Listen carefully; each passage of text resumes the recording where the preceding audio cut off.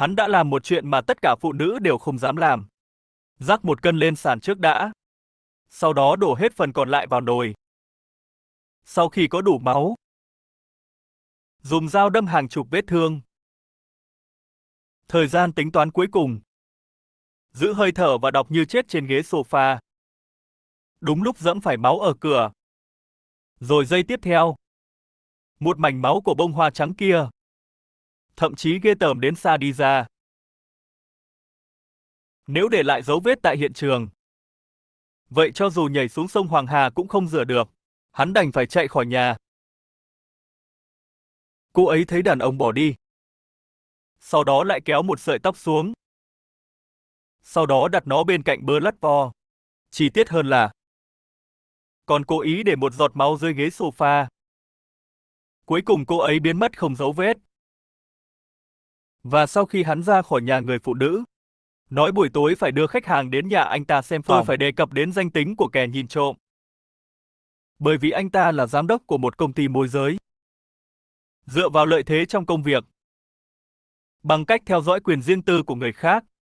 Tệ hơn nữa là mỗi lần anh ta vào nhà khách hàng, như vậy sẽ không bị phát hiện. Thậm chí để sưu tầm những thứ này, treo tất cả các mặt hàng tìm thấy trên tường. Những điều thú vị một khi làm nhiều. Vì vậy, anh Vĩ quyết định đổi cách khác để thỏa mãn bản thân. Một người phụ nữ xinh đẹp đột nhiên thu hút sự chú ý của hắn, nhưng lại đăng ảnh ăn chay lên mạng xã hội. Chỉ ăn rau không dính thịt. Nhưng Uể đã rất hứng thú. Định dùng phương thức điều tra theo dõi. Thông qua thư trong hộp thư của người phụ nữ. Sau đó tìm kiếm trên phương tiện truyền thông xã hội. Người hâm mộ trực tuyến nữa của 300.000 người hâm mộ, xe triệu đô, hình ảnh của nhà hàng Michelin. Nhưng vấn đề là người giàu như hắn. Sau một thời gian theo dõi, bắt đầu chuyển thành từ thiện. Từ xa xỉ đến gây quỹ. Một lần, một chú mèo con trong khu phố bị gãy chân, nói nhất định sẽ đưa mèo con đến bệnh viện điều trị. Nhưng điều này lại khiến cho anh Vĩ nghi ngờ. Hắn luôn cảm thấy đây không phải là đồ ăn chay thật sự. Anh Vĩ cho rằng cần phải đến nhà anh ta xem một chút. Thậm chí còn sử dụng những gì anh ấy đã học cả đời. Sau khi Saler nhấn mật khẩu, sau đó rắc bột lên trên. Bởi vì hầu hết mật khẩu là 4 chữ số. Nhưng sau khi nhận được kết quả lại chết lặng, Suzer nhấn ít nhất 9 phím. Chính xác, hắn không có khả năng tính ra mật mã phức tạp như vậy. Avi đã có ý định từ bỏ Suzer rồi. Còn chủ động đưa thẻ phòng cho anh Vĩ, Suzer muốn cho thuê lại căn nhà của mình. Nghe đây, Uể biết anh ta đang nói dối. Hắn chưa bao giờ thấy Suzer làm việc ở công ty. Dù sao thì anh ta cũng phải đến nhà Suzer để tìm hiểu. Anh Vĩ không thể chờ đợi để lèn vào nhà của mình. Lại vào phòng ngủ xem thử. Không tìm thấy chỗ nào bất thường. Làm người tốt trong khi theo dõi. Khi đi, anh ta tìm thấy nhà của Saler. Tôi chuẩn bị lần sau mua cho anh ấy một cái mới. Khi Avi tấn công với bộ điều chỉnh 2 vào ngày hôm sau. Cảnh này lớp học làm anh ta sợ hãi. Hắn nhanh chóng gửi một tin nhắn cho Saler. Bởi vì như vậy có thể làm sạch sự nghi ngờ của anh ta.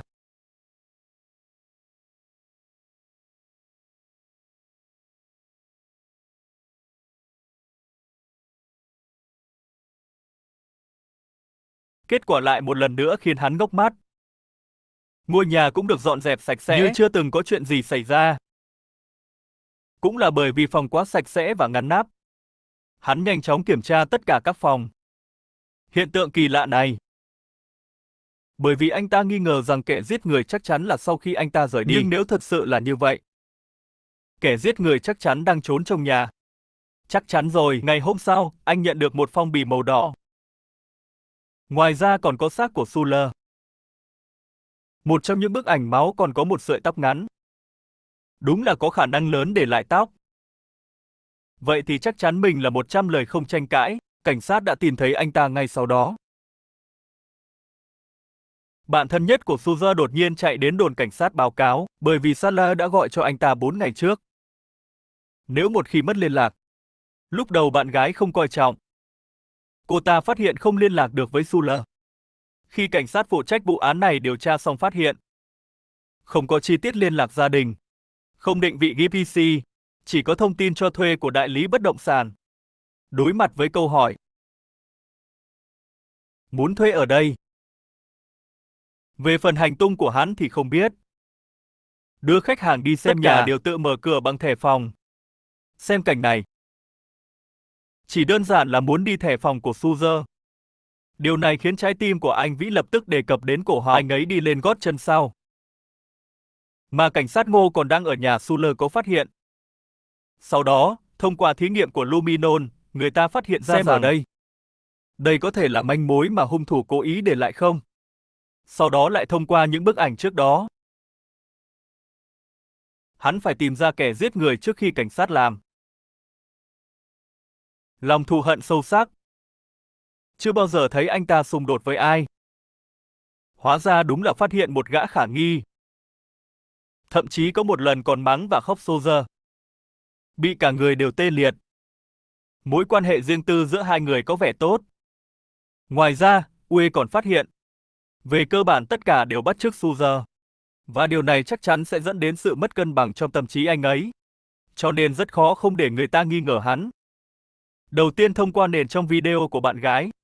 Sau đó đợi khi bạn gái đi chơi. Không ngờ vừa vào đã có phát hiện lớn. Giống hệt như những gì anh ấy nhận được trước đó. Là lịch sử trò chuyện của một cư dân mạng và bạn gái. Muốn yêu những lời nói bẩn thỉu của anh ấy với cái mà cư dân mạng gọi là anh ta. Không, hóa ra anh ấy là fan của Suzer. Ngôn ngữ khiêu khích, điều điên rồ hơn là ngày hôm sau anh ấy cũng sẽ đến đó để chụp ảnh. Cho đến cách đây không lâu. Lần này cư dân mạng lại không bắt chước. Nếu bạn dám ở với những người đàn ông khác tự tay giết người. Hắn lại ở phía dưới đến một câu. Đồ đàn bà thối tha. Suza cũng đã ngừng cập nhật kể từ ngày này. Vì vậy, kết hợp với các manh mối trên, bạn gái và cư dân mạng có lẽ là quan hệ hợp tác, họ cùng nhau giết Suza. Anh ta phải đưa ra bằng chứng thực chất. Nhưng ai biết vừa vào cửa đã phát hiện ra không đúng. Ngay cả cổng điện trong nhà cũng bị người ta kéo. Nhưng ngay khi anh ấy chuẩn bị vào nhà để tìm kiếm, nhìn lại thì thấy có người đang cố mở khóa. Hóa ra ngoài cửa chỉ có một phong bì màu đỏ. Phía sau hắn đột nhiên xuất hiện một người áo đen. Đồng thời cũng mở khóa bảo hiểm trên cửa.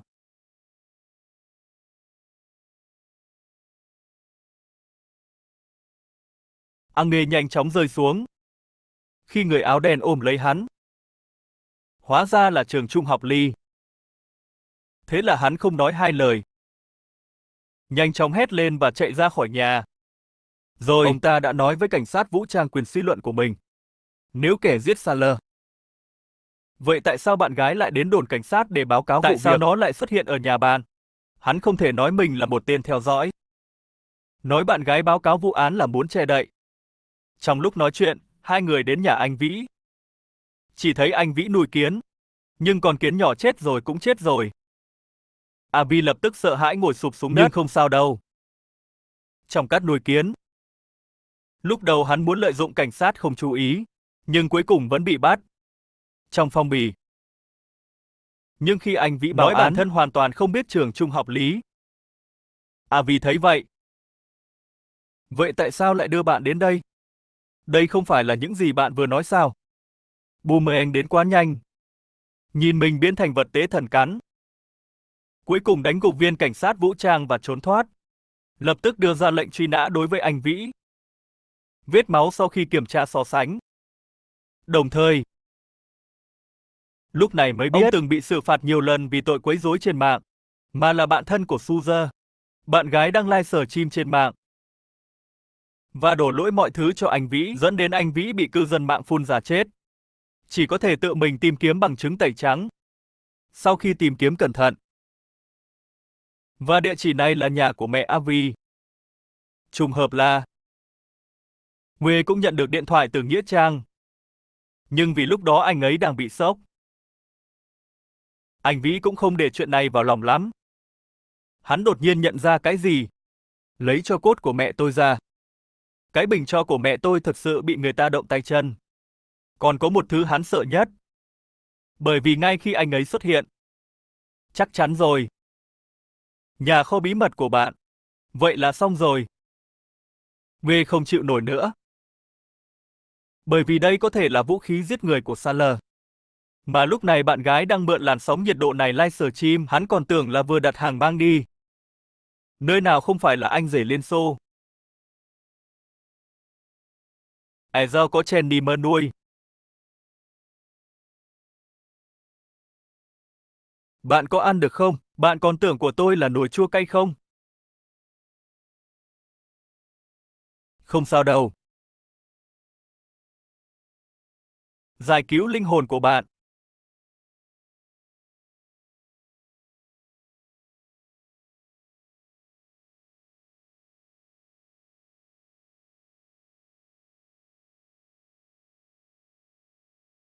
Lúc trước bạn gái bị trường trung học Lý quấy rối khổ không nói nên lời, cầu xin anh ấy đừng quấy rầy bản thân nữa. Ông ta giới thiệu Suzer với trưởng Ly.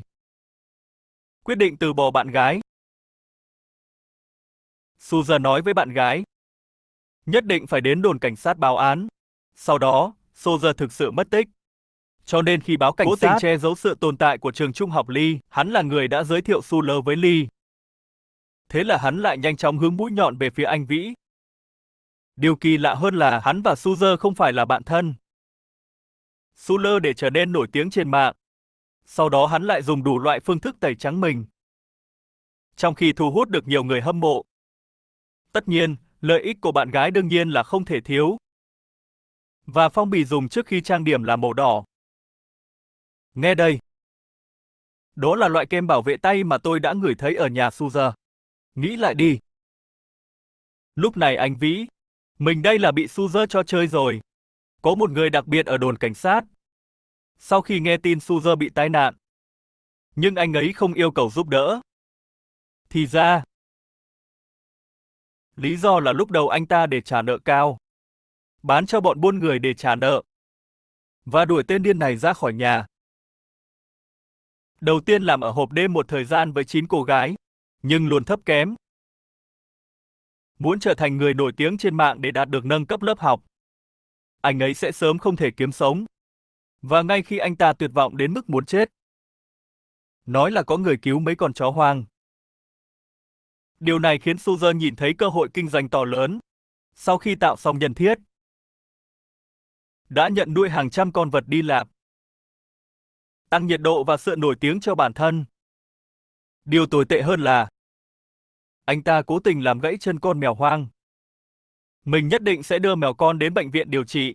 Suler lại kiếm được hàng chục triệu tiền từ cư dân mạng. Phát hiện có người luôn theo đuôi mình. Tưởng chỉ là một con sói bình thường.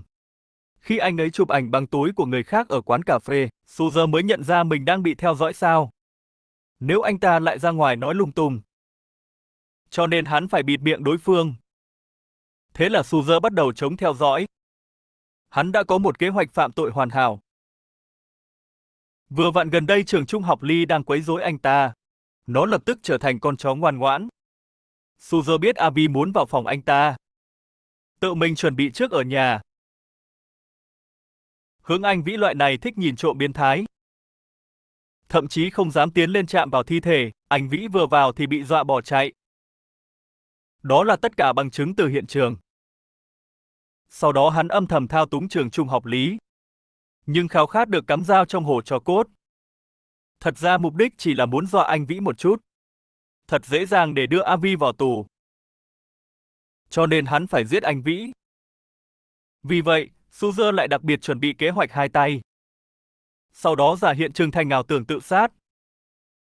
Bản thân không chỉ bị lộ mà còn để anh Vĩ chạy trốn. Nếu bị bắt, Suler không tức giận. Sau đó một cái đem điên cuồng Lý Trung học ôm vào trong lòng. Trường trung học Lý 30 năm lập tức yên tĩnh lại.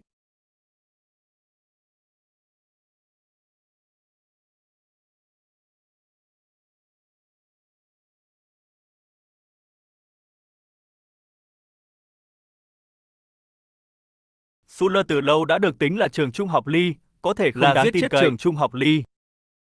Và bây giờ UE đã biết sự thật. Bây giờ cách để xóa nghi ngờ. Nhưng hắn đang trốn ở đâu? Anh Vĩ đột nhiên nhớ đến nhà kho bí mật của mình. Vì vậy, anh Vĩ đã lái xe đến đây. Bởi vì Suler đã đợi ở đây lâu rồi. Hắn cầm dao đột nhiên từ trong bóng tối lao ra. nhưng rõ ràng có thể một đao chí mạng.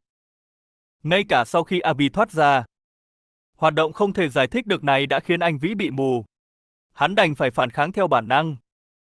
Bên ngoài có cuộc sống ồn ào, còn cố ý kéo anh Vĩ lên người mình. Phải, Suzer đã báo cảnh sát. Hãy để cảnh sát bắt được tên tội phạm bị truy nã này. Tái hiện nhân gian. Mà anh Vĩ thấy mình lại bị chơi rồi. Sau đó nhanh chóng chạy ra cửa. Nhưng lại thấy Suzer đang lai sờ chim. Cái nhìn đáng thương của những giọt nước mắt. Trải qua để an ủi. Avi thì ghét đến mức nghiến răng nghiến lợi. Qua đêm đã viết một lá thư cho cảnh sát Ngô. Còn hẹn cảnh sát vũ trang gặp riêng. Và sau khi cảnh sát nghe xong, ai biết Suzer vừa về đến nhà. Cái nhìn này là Suzer mà Avi đưa cho, bên trong là một bức tranh trừu tượng về cái chết giả của anh ta. Muốn ảnh thì xử lý. Nếu Avi đưa ảnh cho cảnh sát, vì vậy chỉ có thể kiên trì đến hẹn. Huy không nói gì về anh cả. Hóa ra khi Avi theo dõi Suza trước đây, sau đó quay video đăng lên mạng, mỗi lần Suler đi dạo, chỉ có 5 con chó. Không bao giờ gặp lại nữa. Saler có rất nhiều thuốc trừ sâu ở nhà, Saler đã chặn tất cả những con chó hoang đã được sử dụng hết. Nói một câu, đúng rồi, bạn đoán xem. Sau đó lấy súng máy điện ra khỏi túi. Hắn bị trói xuống đất rồi. Định dùng than đá gửi đi anh Vĩ. Nói bởi vì chính mình giết Lý Trung Học. Chuyện với cư dân mạng. Cho nên không còn cách nào khác đành phải tự sát. Anh Vĩ hình như không sợ lắm. Tại sao lại giết trường trung học Lý? Bởi vì anh ta đã nhận ra rằng anh Vĩ đang nói dối. Abi tội lỗi nhìn vào máy điều hòa không khí. Tìm kiếm trong quá khứ. Sau khi giẫm nát nó, tôi không chỉ giết Lý Trùng Tuyết. Ai biết vừa rồi còn tâm trạng anh Vĩ.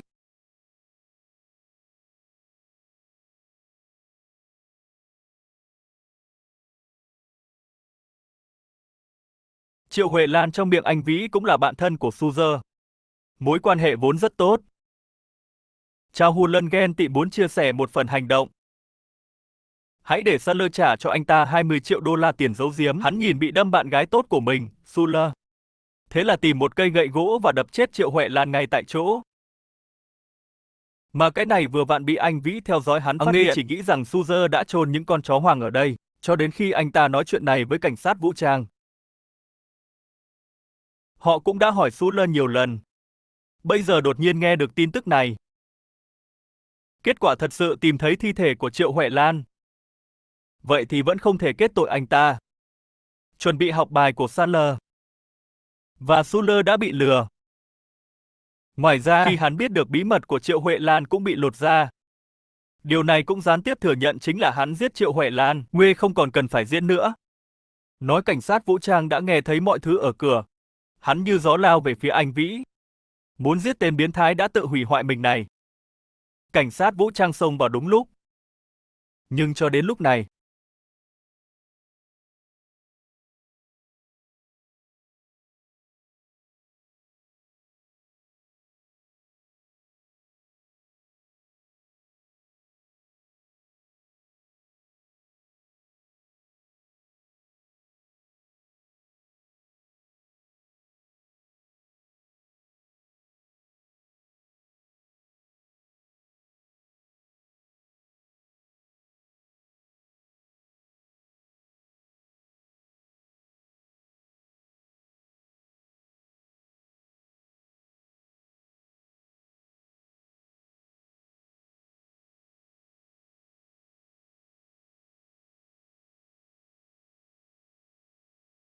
có một người đàn ông đến thăm Suza trong tù. Suza tưởng lại là phóng viên đến tìm hiểu chuyện khốn khổ của mình. Nội dung chính là sự xấu xí của nhân loại. Sau khi đối phương nghe xong, hóa ra người Suler có trái tim đẹp và lòng tốt, trở nên nổi tiếng hơn. Họ muốn biến Suler thành một người độc thân. Nụ cười dài và phía bên kia. Hắn bị kết án tù vì trộm cắp. Nhưng tôi nghĩ cuộc sống sẽ trở lại đúng hướng. Từ đầu đến cuối. Một tên tội phạm. Và tội lỗi đã phạm phải vì ham muốn của chính mình. Phần còn lại của cuộc đời dài của anh ấy